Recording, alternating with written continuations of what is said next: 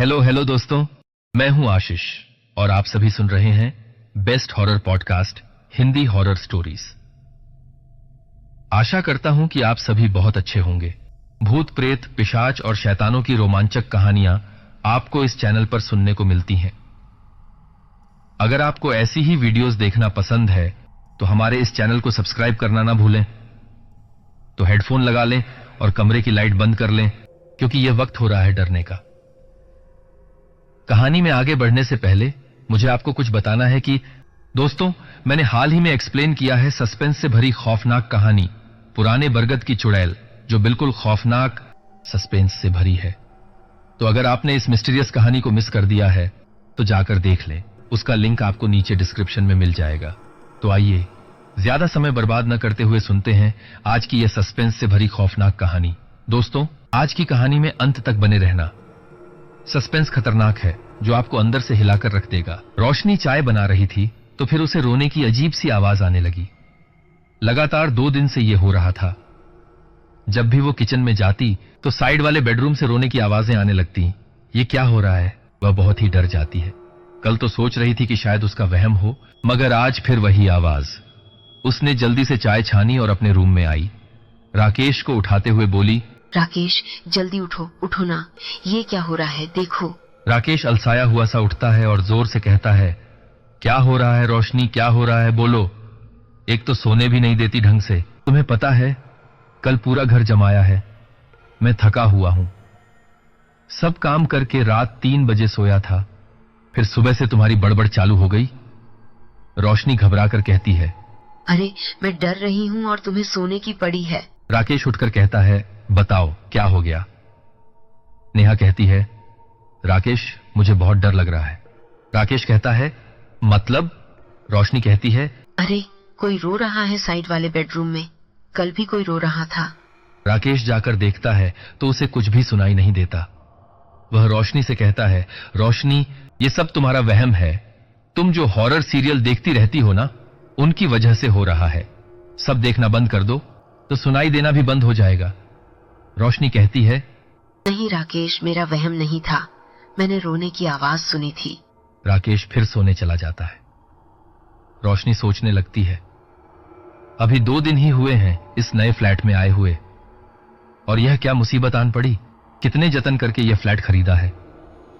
एक एक पाई जोड़कर तब जाकर फ्लैट की फर्स्ट इंस्टॉलमेंट भरी। बाकी तो ईएमआई आएगी ही, जो राकेश और मैं अपनी कमाई से भर देंगे। रोशनी और राकेश एक कपल हैं जिनकी शादी 4 साल पहले हुई थी। पहले वो रेंट के फ्लैट में रहते थे। उनका एक सपना था कि खुद का अपना फ्लैट हो, तो उन्होंने 1 महीने पहले ही रीसेल में यह 2 बेडरूम फ्लैट लिया था। अच्छा फर्निश्ड और इंटीरियर के साथ मिल रहा था, जिससे कीमत भी कम थी और उनके बजट में आ रहा था। उन्होंने वह खरीद लिया और परसों ही इसमें आए हैं। और 2 दिन से रोशनी के साथ यह घटना घटने लगी। तभी डोरबेल बजती है। रोशनी जाकर दरवाजा खोलती है और देखती है कि सामने बाई खड़ी है। वह कहती है, मुझे शर्मा मेम साहब ने भेजा है कि आपके घर काम करने के लिए। आप नए आए हो ना, इसलिए। हाँ, मैंने उन्हें बोला था काम करने के लिए, अंदर आ जाओ। थोड़ी बातचीत करके वह उसे काम पर रख लेती है। वह कहती है, मुझे पैसों की जरूरत है, गरीब आदमी हूं, इसलिए इस मकान में काम करने के लिए तैयार हो गई। कोई और काम करने वाली बाई तैयार नहीं होती। रोशनी पूछती है, क्यों, क्या हो गया? शांता कहती है, मैडम इस घर में जो भी आता है उसकी बच्ची की मौत हो जाती है। क्या कह रही हो? रोशनी डर जाती है। क्या बकवास कर रही हो? वह कहती है, मैडम मैं सही बोल रही हूं। आपसे पहले खुराना सर रहते थे, उनकी 8 साल की बेटी थी। एक दिन बेहोश हुई और दूसरे दिन अपने कमरे में मरी मिली। उनसे पहले मिश्रा जी थे, उनकी 10 साल की बेटी थी। उसको भी पता नहीं क्या हो गया, बाथरूम में एक दिन बेहोश होकर गिरी और उसके बाद खत्म हो गई। उससे पहले भी तो ऐसी कितनी बच्चियां मर चुकी हैं। आपने शायद इस मकान के बारे में पूछताछ नहीं की। अगर आपने पता किया होता तो अच्छा रहता। रोशनी सोचती है, हमें सस्ता मिल रहा था तो हमने पता नहीं किया। इधर शांता अपनी धुन में बोलती रहती है, वह तो अच्छा है कि आपकी कोई बेटी नहीं है, इसलिए आपको कोई नुकसान नहीं होगा। रोशनी कहती है, यह क्या बकवास है, मैं इन बातों को नहीं मानती। पर अंदर ही अंदर बहुत डर गई थी। शांताबाई काम करके चली जाती है और रोशनी के दिमाग में वह बातें घूमती रहती हैं। रोशनी फोन देखती है, डॉक्टर जैन का मेल आया था। उसकी रिपोर्ट पॉजिटिव आई थी, वह प्रेग्नेंट थी। वह खुश हो जाती है। रोशनी की तबीयत कुछ दिनों से खराब थी, थोड़ा अनईजी सा फील हो रहा था, तो उसने डॉक्टर को दिखाया था। उन्होंने कुछ टेस्ट करवाए थे, यही उसकी रिपोर्ट थी। रोशनी बहुत खुश हो जाती है। चलो, रिपोर्ट पॉजिटिव है, हम अब एक बच्चा प्लान कर ही रहे थे। राकेश भी खुश हो जाएगा ये सुनकर। रोशनी दूसरे बेडरूम में जाकर आईने के सामने खड़े होकर खुद को बहुत खुश होकर निहारती है, अपने पेट पर हाथ फेरती है। इतने में रोशनी को हंसने की आवाज सुनाई देती है।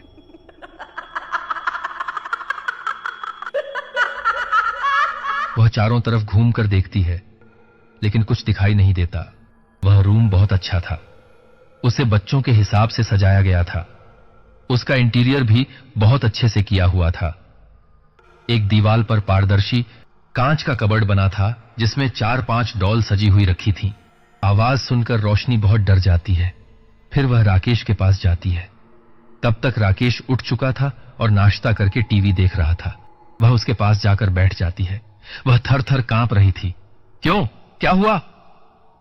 राकेश उसे अपने से चिपकाकर कहता है। रोशनी उसे सारी बात बताती है, बाई वाली भी।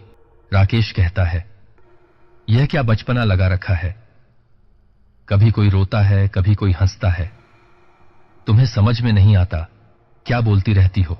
रोशनी कहती है, राकेश, डॉक्टर की मेल पढ़कर मैं बहुत खुश थी, पर जब उस रूम में गई तो कोई हंसने लगा। राकेश भी मेल पढ़कर बहुत खुश हो जाता है। वह रोशनी का माथा चूम लेता है और कहता है, चलो ये खुशखबरी हम सबको सुनाते हैं। और सुनो राकेश, रोशनी कहती है, राकेश, इस घर में कुछ है। राकेश कहता है, डार्लिंग, ये हमारे सपनों का घर है, कितनी मुश्किल से सारा अरेंजमेंट हुआ है। क्या कर रही हो तुम? देखो, आते ही हमें खुशखबरी मिल गई। देखना, हमारी प्यारी सी बेटी ही होगी। बेटी का नाम सुनकर रोशनी थर-थर कांपने लगती है और बेहोश हो जाती है।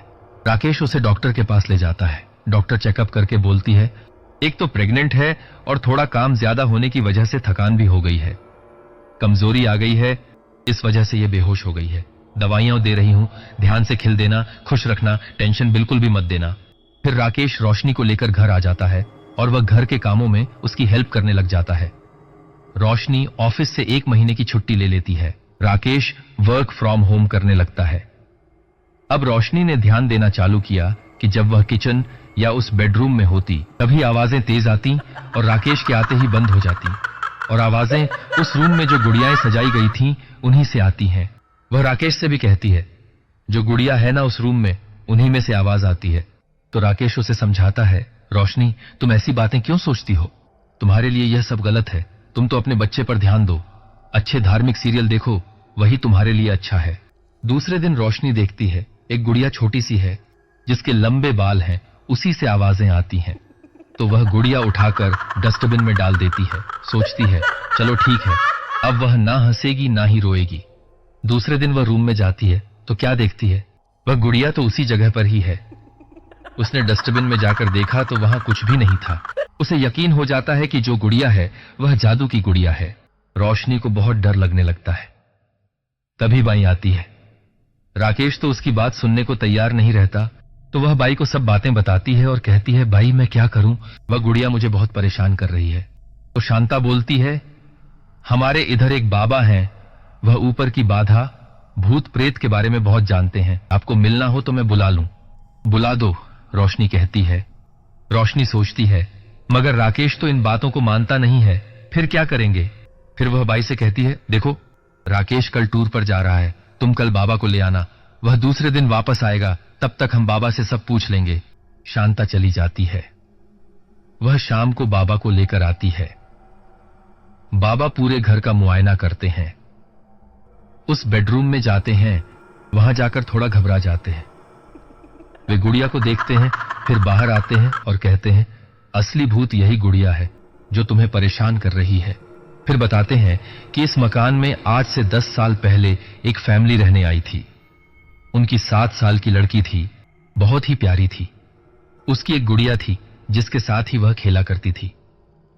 गुड़िया को वह हर समय अपने साथ रखती थी, नहाने जाती तो भी, खाना खाती, सोती, उसे अपने साथ ही रखती थी। लड़की बहुत प्यार करती थी गुड़िया को, और वह गुड़िया शापित थी, उसमें जान आ गई थी। वह गुड़िया भी लड़की को बहुत प्यार करती थी, क्योंकि वह लड़की दिन रात हमेशा उसे साथ में रखती थी। एक दिन विदेश से लड़की के चाचा आते हैं और उसके लिए विदेशी डॉल लेकर आते हैं, जो इस डॉल से बहुत ज्यादा सुंदर थी। लड़की अब उसके साथ खेलने लगती है, उसे अपने साथ दिन रात रखती है, और इस गुड़िया को शोपीस में रख दिया तो ये जो गुड़िया थी उसे जलन होने लगी थी। एक दिन जलन में इस गुड़िया ने रूम में जब वह लड़की सो रही थी, उसका गला दबाकर उसकी हत्या कर दी। तुम मेरी नहीं तो किसी की भी नहीं हो सकती। तब से यह गुड़िया छोटी लड़कियों की जान की दुश्मन बन गई। जब भी कोई लड़की इस रूम में आती है, वह उस लड़की को मारकर ही दम लेती है, क्योंकि इसे लड़कियों से नफरत हो गई है। रोशनी यह सुनकर बहुत डर जाती है और कहती है, पर मेरे पीछे क्यों पड़ी है? तो बाबा कहते हैं, तुम प्रेग्नेंट हो, इसे पता चल गया था, और यह भी कि लड़की ही है, इसलिए। रोशनी घबरा जाती है, पर बेटा अभी तुम डरो मत, ये गुड़िया बहुत पावरफुल है, पर हम भी कुछ ना कुछ तोड़ निकालेंगे। बाबा रोशनी को भभूत देकर चले जाते हैं। रोज इसका सेवन करना और हम ताबीज बनाकर देंगे, तुम उस ताबीज को धारण करना। रोशनी मान जाती है। वह कहती है, बाबा आपकी फीस? बाबा कहते हैं, कुछ भी नहीं बेटा, मैं तो जन कल्याण का काम करता हूं। और वह चले जाते हैं। रोशनी अपने काम में लग जाती है। रोज वह भभूत लगाती और खाती। एक दिन राकेश देख लेता है और रोशनी पर बहुत चिल्लाता है और भभूत फेंक देता है। उसके बाद दिन भर तो उसका अच्छे से निकल जाता है, पर उस रूम में जाने के नाम पर उसे घबराहट होने लगती है। पर रात में जब रोशनी सोती है, उसे लगता है कि उसके पेट पर कोई हाथ फेर रहा है। वह सोचती है राकेश होगा, और एकदम से आंखें खोलकर देखती है तो वह गुड़िया होती है। उसके पेट पर हाथ उसी का था। रोशनी जोर जोर से चिल्लाती है।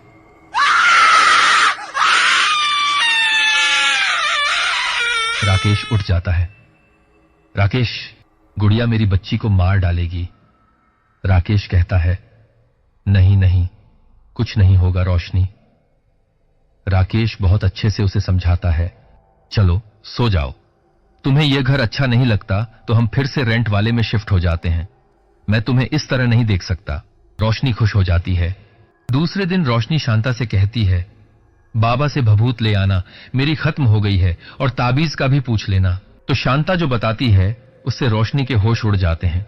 वह कहती है, बाबा को तो उसी रात किसी ने मार दिया, आप डर न जाइए, इसलिए आपको बताया नहीं। रोशनी बहुत डर जाती है। वह जल्दी जल्दी सामान पैक करती है और राकेश को फोन करती है। फिर किचन में जाने लगती है तो पेट के बल गिर जाती है। जब उसकी आंख खुलती है तो खुद को हॉस्पिटल में पाती है। धीरे धीरे उसे पता चलता है कि राकेश आ गया था, जो उसे हॉस्पिटल लेकर आया, मगर उसका बच्चा नहीं बच पाया। 4 महीने हो गए थे, इसलिए पता चल गया कि वह लड़की ही थी। उसने अपनी बच्ची खो दी थी। वह गुड़िया औरों की तरह उसकी बच्ची को भी खा गई थी। रोशनी गुमसुम हो जाती है। वह 1 हफ्ते हॉस्पिटल में रही।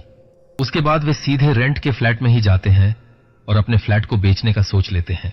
उधर उनके फ्लैट में गुड़िया के रोने की आवाजें लगातार आती रहती हैं। शायद वह फिर हंसेगी जब नया शिकार आएगा। तो दोस्तों, यह कहानी यहीं पर समाप्त होती है। आप लोगों को मेरी यह कहानी कैसी लगी मुझे कमेंट में जरूर बताइए। अगर आपको पसंद आई हो तो वीडियो को लाइक करके अगली नई कहानी का पता चलने के लिए चैनल को जरूर सब्सक्राइब कर दें, और इस वीडियो को जितना हो सके उतना शेयर करें। तो मिलते हैं आपसे अगली वीडियो में। कहानी कैसी लगी जरूर बताना। धन्यवाद।